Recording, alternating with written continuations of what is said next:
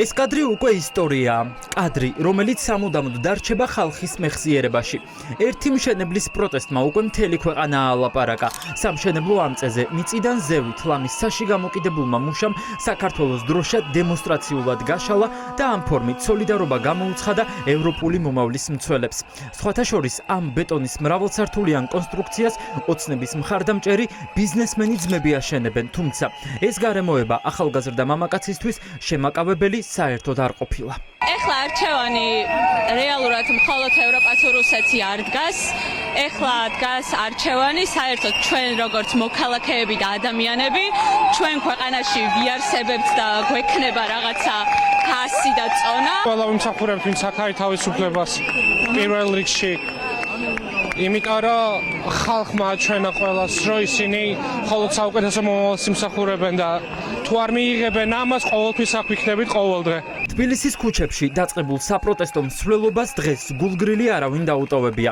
ვინც ხალხის გვერდით არ იდგა, მოქალაქეებს სოლიდარობას საკუთარი სახლების აივნებიდან უცხადებდა.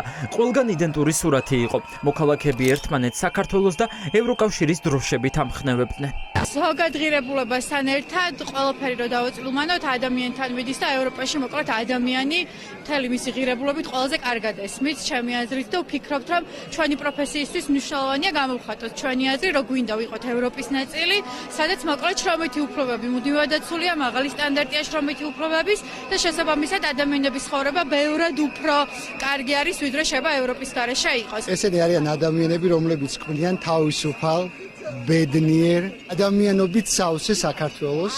ამ ადამიანებს აქ თავიანთი პროფესიები აქ არიან HR პროფესიონალები, ბიზნეს კონსულტანტები, ტრენერები, IT-შტიკები და მოკლედ ძალიან ბევრი პროფესიის ადამიანი, რომელიც მართლაც ქმნის აი ამ შინაგანი თავისუფლებიდან და ბედნიერებიდან ახალ საქართველოს. შესაბამისად ამას დრო არ აქვს, ამას არ აქვს დღის მონაკვეთი. სურვილი რომ შეიქმნა ზუსტად ის საქართველო, რომელიც თითოეულ ჩვენთაგანისათვის მუშაობს. სოლიდარობის ეს უპრეცედენტო მაგალითები აჩვენებს, რომ ბრძოლა, რომელიც ევროპული მომავლის მცველებს აქვთ დაწყებული, არ არის რომელიმე პარტიის გამოწყებული.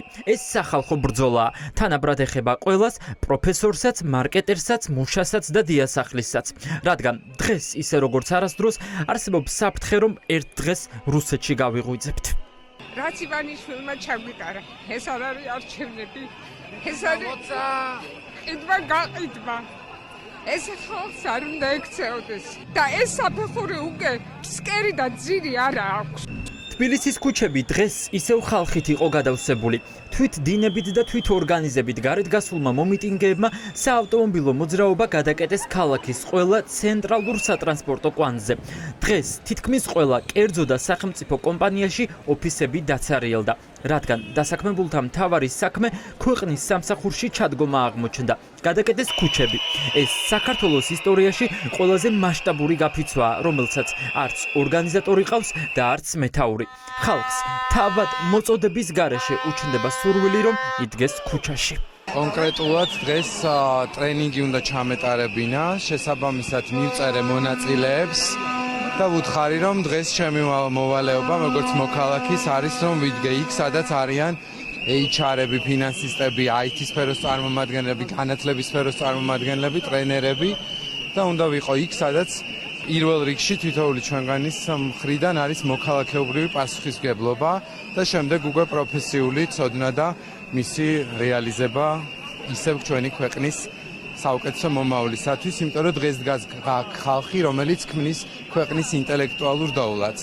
ბუღალტერი ვარ, როგორც ბანერზე მიწერია, როგორც ყველა ბუღალტერს დეკლარაციების პერიოდი გვაქვს და დედლაინი უკვე კარსაა, მაგრამ ჩავთვალე საჭიროდ ჩემი აქ დგომა, იმიტომ რომ ჩემს ქვეყანას ჭირდება და მით უმეტესეს სამსახურიდან წამოვედი ახლა. მინდა ვაჩვენოთ საზოგადოებასაც და ხელისუფლებასაც, რომ პროტესტი ძალიან დიდია, თელს საქართველოში ყველა პროფესიის ადამიანი ვერთიანდებით და ის რომ ესეთი რეჟიმით გაგრძელება უბრალოდ არ შეიძლება, არ გვინდა. ეს მომავალი ჩვენია, ახალგაზრდების და გვაცადეთ ისეთი იყოს, როგორიც გვინდა და იმ კურსით წავიდეთ, სადაც გვინდა. ვითხოვთ სარეკლამო გაჭრას. ამ მოწოდებით გავიდნენ ქუჩებში ამ ქვეყნის მთავარი მარკეტოლოგები და სარეკლამო ინდუსტრიაში დასაქმებული მოქალაქეები. ქართული კრეატივის შემქმნელები, ადამიანები, ვინც ყოველდღიურად წარმოსახვით საზღვრებს არღვევენ, დღეს ოცნების რეჟიმის დასრულების აუცილებლობას კრეატიული მიგნებებით ხსნიდნენ. ასე უკვე შეუძლებელია, ამბობენ კრეატორები და გრაფიკული დიზაინერებიც. მათ ჭავჭავაძის გამზირი სრულობით ჩაიარეს. მათ რიგებში იდგნენ საჯარო სამსახურებში დასაქმებული მოქალაქეებიც. გამოსვლის რა არის პირველ რიგში რომ ჩვენი ქვეყანა გადავარჩინოთ გარუსებისგან უკვე რეჟიმი ნენელა იყიდებს ფეხს და შესაბამისად ეხლა არის ყველაზე გადამწყვეტი მომენტი და ეხლა აქვს ყველაზე დიდი მნიშვნელობა ხმაურს და გამოსვლას და მოუწოდე მეც ყველას რომ გამოვიდნენ თავიანთ საქმელი თქვან და იბრძოლონ სამშობლოსთვის უბრალოდ. ყველას გვეხება ეს, ანუ მარტო პოლიტიკური აღარ არის, ანუ უკვე ადამიანურ ფარგლებს ხდება ეს ყველაფერი, რაც აქ ხდება და მნიშვნელოვანია რომ ყველა სფერო ჩვენი პასუხისმგებლობა ავიღოთ და გავაპროტესტოთ, გავიფიცოთ. ახალი სამართლიანი არჩევნები, პოლიტიკური ტყვეების განთავისუფლება ეს არის მთავარი მოთხოვნები. ყველა ვინც ამ ქვეყნის ეკონომიკურ დოვლას ქმნის დგას ქუჩაში. არ დარჩენილა სფერო, სადაც პროტესტი არ არის. ქალაქის ყველა კუთხიდან დღეს იდენტური გზავნილები ისმოდა.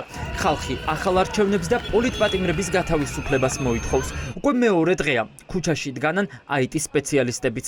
მთავრობას პრობლემა აქვს და საჭიროა პროტესტი. ამბობენ ის პროგრამისტები, ვინც უკვე მეორე დღეა სამუშაო კომპიუტერებს ახლოსაც კი არ ეკარებიან.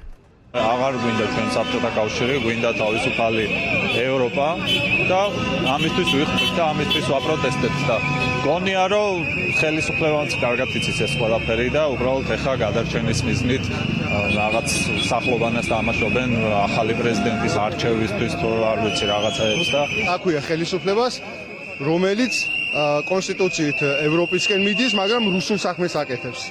უპასუხისმგებლო ხელისუფლება ქვია ამ ყველაფერს.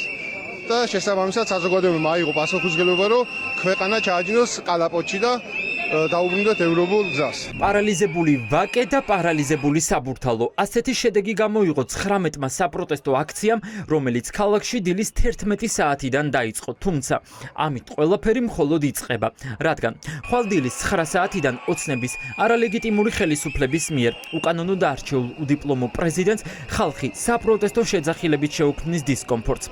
მოქალაქეები ერთმანეთს დილიდან პარლამენტთან ელოდებიან. ეს აქციაც თვით ორგანიზებულია.